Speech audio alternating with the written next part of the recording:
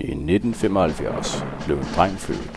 Han blev skidt ud på lagenerne på Maria Kirkeplads på Sandes fødselsdag. I dag, 50 år senere, er han en del af den berygtede Pallesgård-plan.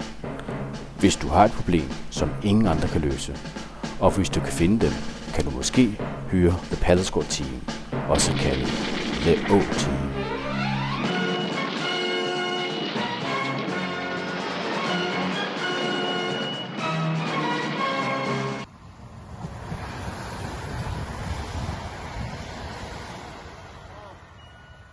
Det var dejligt at komme med toget. Nu er jeg så i Sofia, så skal jeg finde et billigt hotel. Se. Det ser ud som om, der er noget billigt derinde. Jeg prøver lige at banke på en gang. No. Hello? No. You have a room for rent? Yes, yes, come inside, please. Thank you. I have very good room here. You have? Welcome to Sofia. Yeah, thank you. Very cheap. Oh, 4 You star? like? Yes. 4 star? Yeah. Yes. До свидания. I can show you the people. Yeah, Very good people. Yes. I can show you. Yes. You see the green garden? Yes. Yes. And tourists, very many tourists. Happy. It's lovely here. Lovely. I'll show you. Come here. Cheerio. I can see that there's a very good kitchen here. Kitchen. Outdoor kitchen. You can make food, yes? Oh, nice. Duh. Yes. You can make grill. Very good grill, yes? You can climb the ladder. And you can make a shower here. Oh, you have water also? Yes, Oh, very good. Perfect. Yes. What's the... It's 100 zloty. 100 zloty. No, that's too much. No, just very good price. Very cheap. Because it's 75. 75 is a very, say 80. 80. 50. Okay, we say 50. Yes. 50. Yes. Very good. 50 for Yeah. 4 nights. Exactly. Perfect. Thank you. Hello. You know the way to the train?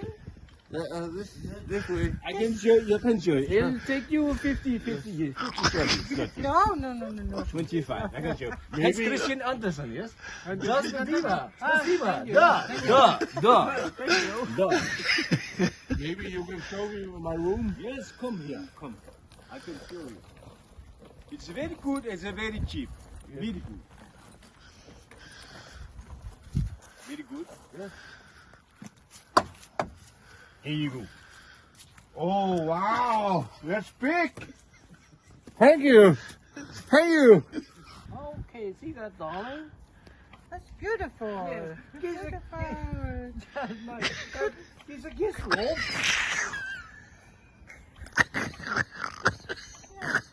Could we go and have a cup of tea, please? Yes, please. It's a coffee shop over there. Да, спасибо. Да, до свидания. Да. Да. Nice weather. Yes. We don't need this umbrella. No. Go home.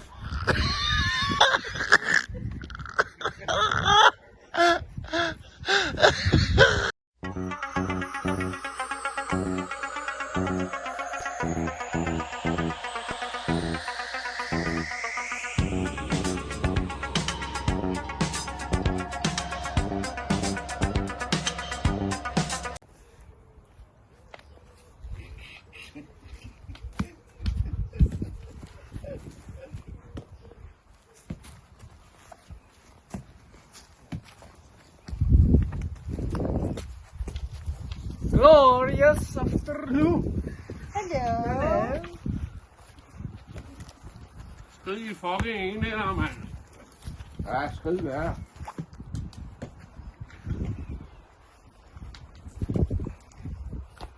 Hvem er det, der står derovre? Det er Henning. Undskyld. Hej. Jeg har lige stået så og kigget lidt. Jeg søger nogle modeller. Ja. Så jeg tænkte, der ikke var noget for dig. Jeg kunne godt bruge sådan en type som dig i vores modelbureau, Copenhagen Modeling. Nå, det kunne jeg godt bruge til dig. Okay. Hvad siger du til det? Hvad får jeg for det? Ja, du får 2.000, og så får du weekendophold i Hillerød. Var det noget? Det vil jeg da gerne. Det kan jeg godt forstå. Altså, det vil jeg gerne.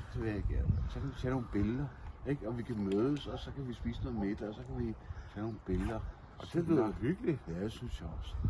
Morten, kan du ikke sige til mor, at jeg tager til Hillerød? Jo. Ja. Ikke? Jeg er hjemme i aften, tror jeg. Ja. Det bliver rigtig godt. Det er jeg sikker på, Martin. Ja. Ja. Ja, der står der vist lidt frem, ja. Ja. Og bredt lidt på røven. Ja, det er dejligt. Det var vel nok godt, vi kunne være her alene, Martin. Ikke også? Ja. Det skal du bare se. Ja. Hvad vi har. Ja, det er godt. Mere af det der. Mere af det der. Sprit. Ja! Det er dejligt, Martin. Jeg tænkte på, måske på det en dag, hvis du havde lyst at tage noget af tøjet af, måske. Det. Hvad siger du til det, Martin? Tag en enkelt trøje. Ja. En Enkelt trøje, tror jeg. Ja. Det ser jo nok dejligt ud. Og så skal vi skal have middag senere her i Hillerød, ikke også? Og stå på hotel. Ja. Jeg har stridt her med fordelen, må jeg sige. Ja, tidstøjet. Ja, tak. Det er skønt. Og det er en mulighed, at du måske kunne tage en trøje mere af. Det ved jeg ikke. Jeg tror, det ville være godt for din modelkarriere, hvis du kunne tage... Ja, det tror jeg faktisk. Martin, kan du ikke gøre det lidt hurtigere? Ja. Hey. Nej. Ja. Det ser godt ud. Og bureauet skal have nogle gode billeder, så vi kan sende, så vi kan komme ud på en international karriere til Milano. Ja, mere. Tror du det? Ja. Milano? Ja. Og hvor fedt. Mere bagdel. Det kan Milano godt lide. Måske kunne du tage noget lidt mere af, Martin. Ikke også? Ikke? Det tror jeg. Milano vil blive glad for det. Det er jeg helt sikker på. Det var så, ja. Mere af det. Det er det, vi kan lide i Milano. Det er det. Det ved jeg. Er du sikker på det? Ja, det er efter mange år i branchen, så ved jeg lige nøjagtigt, hvad de vil have.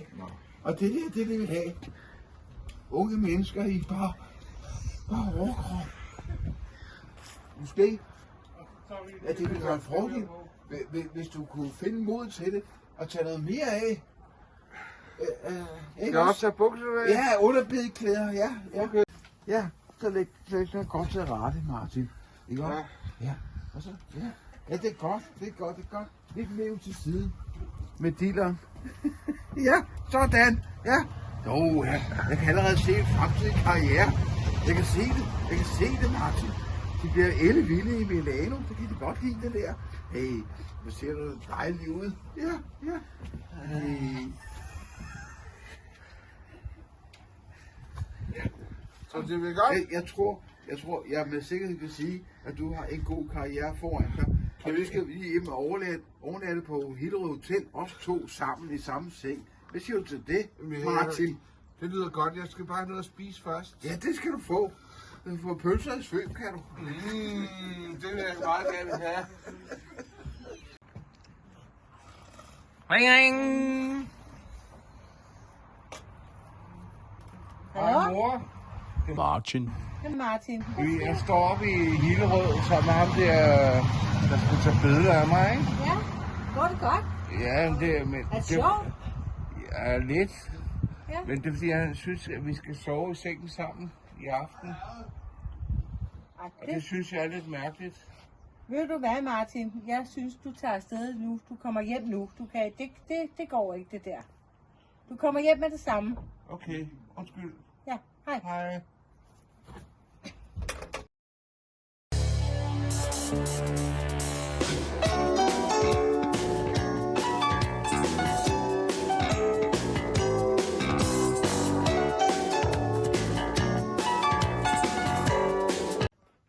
Venteværelset hos lægen.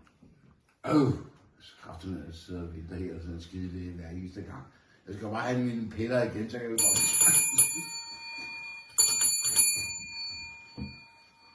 Hello.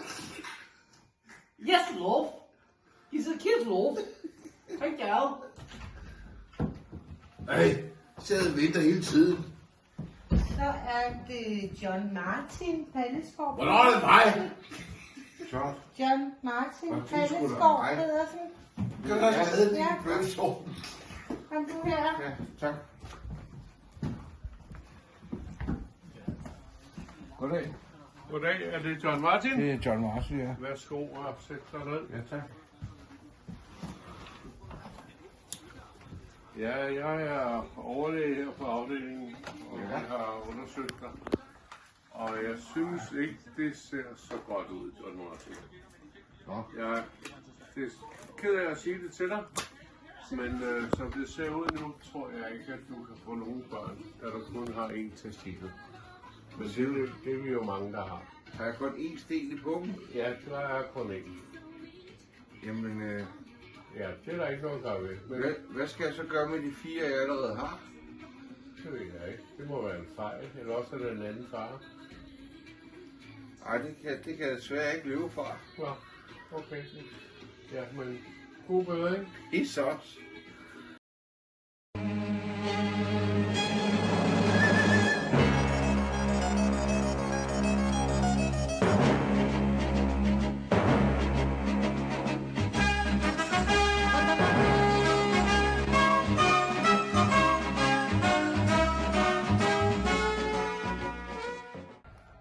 Mønstring! Resten skal der stå! Fise!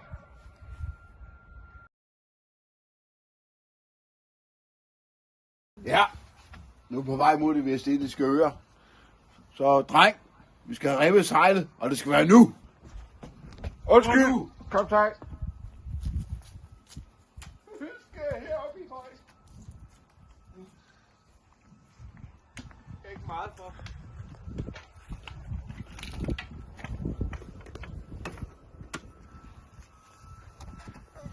Jeg skal hele op, mand. Der er langt nede. Hold fast. Hold.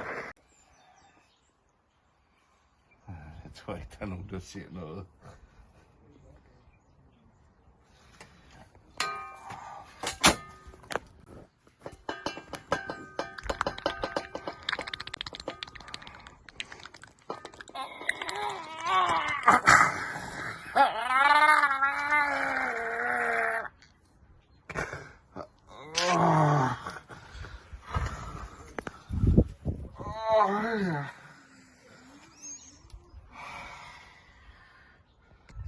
Jeg synger min morgensang. Ja, skal nok. Der er skaftning om 10 minutter på bagbord højre side.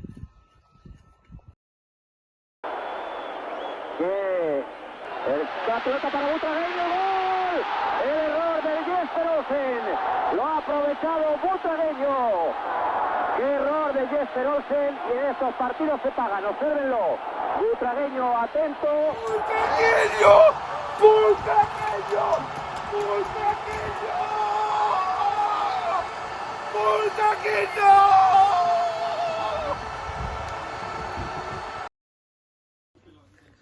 You pay now! You pay now! Now! You pay now! You pay now! Bang now! You pay now. Now, Neymar, you pay now! You pay now!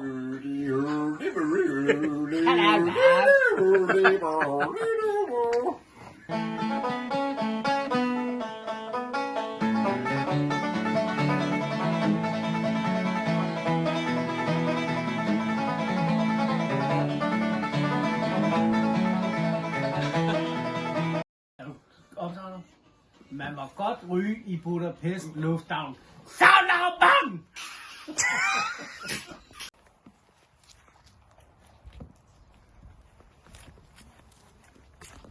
Måler plejer at tage hænderne op og lommen. Ja, det er fint. Det er klar.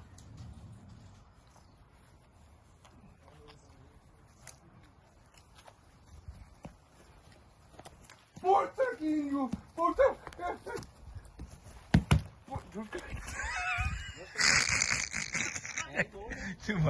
Du skal... Nej. Hvad skal jeg, Morten? Hvad sker? Butragueño! Hej, jeg hedder Martin. Han vil gerne være model. Meget gerne model. Jeg vil meget gerne være model, ja. Oh, no, Tupuko. No, Tupuko. This ain't goddamn Tupuko, man. Okay.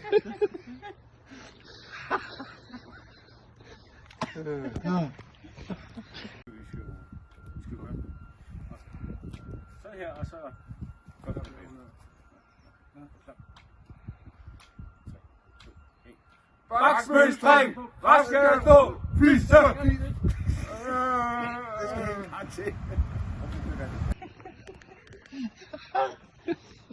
Kan man gå ind i varmen nu? Just love. Das Vidani, you pay now. So long, Marco. You pay now? No. Where is it? Where you look? Why you like that? Why you like that?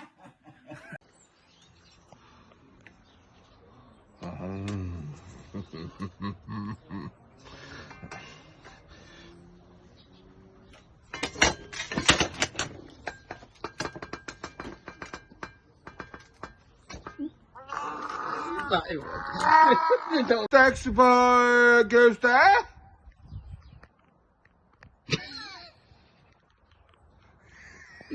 Hello, love. Yes, love. Are you sure? In the middle of the ass? Are you crazy? Well, I'll be there, Sophie. See you later, love. Farvel. 3, 2. You pay now. Nu tager vi igen.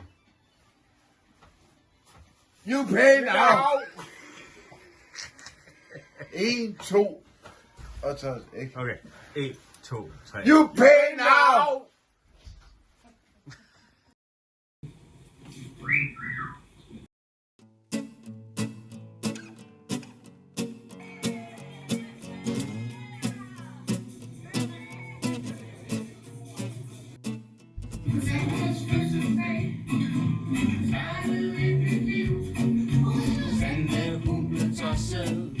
Og jordmund hun var stiv.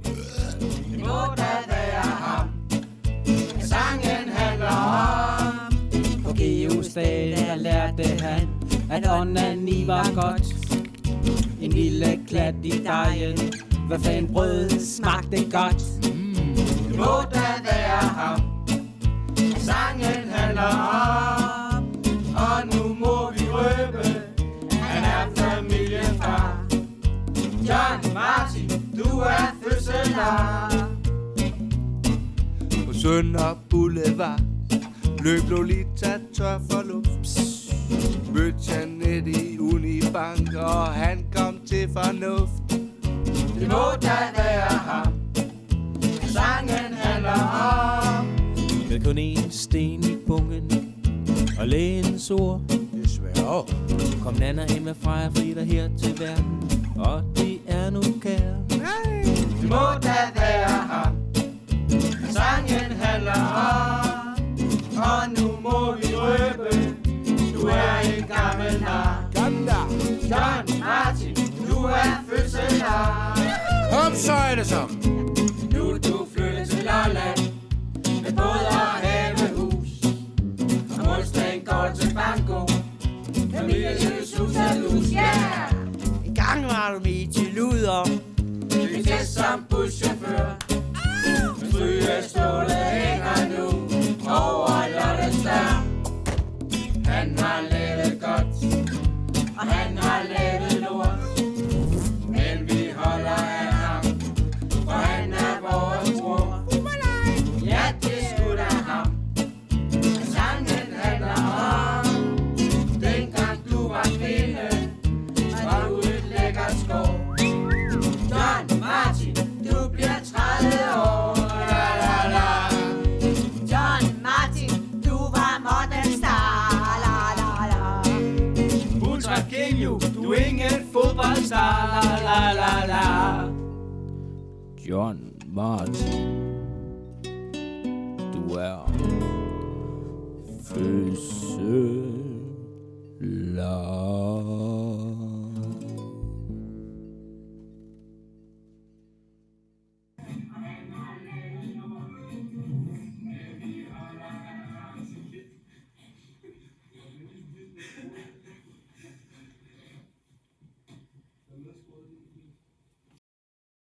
Sømand ombord, tro mig på mit ord. Skuden er lille, faren er stor. Men der hvor hjertet det banker, der ligger vi til. Hvis skibers kone vil.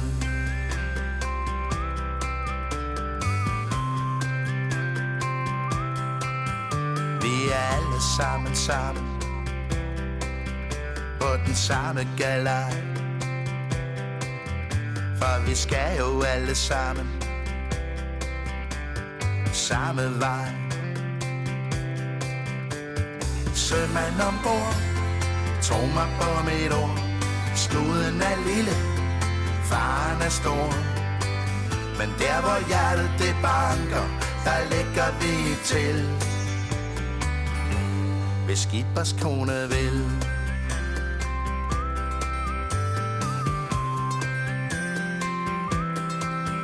Det er mere holde stilen, lige meget hvad der sker. Især hvis man er med som blind passager. Sømand ombord, tro mig på mit ord. Skuden er lille, faren er stor. Men der hvor hjertet det banker, der ligger vi til. Hvis skibers kone vil. Hvis skibers kone vil. Tænk at sidde på Zanzibar. Ikke nikkel, røvbar. Bakke på en nære-cigar. Hvad det har.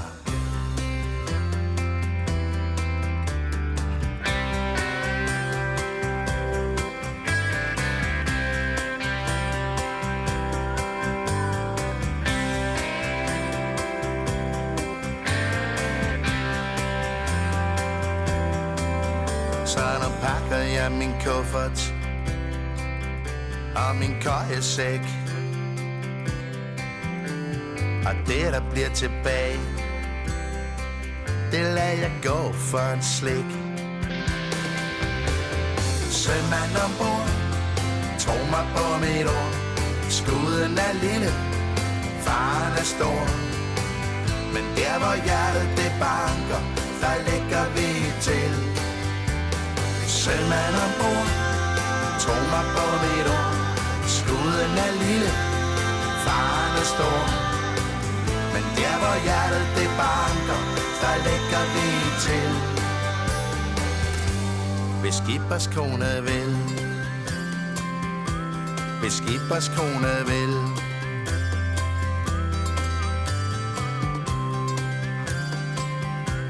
Hvis skibers kone vil.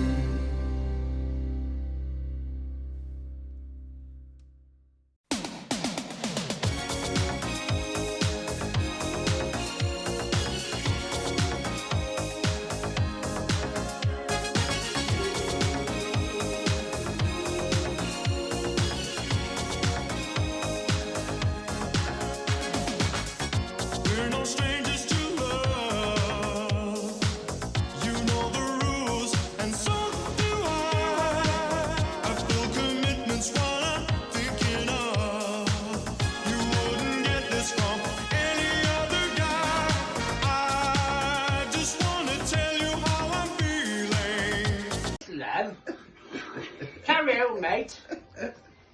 Cheerio, mate. Ciao. Cheerio, Martin. Happy birthday. Kiss a kiss below. Gotta make you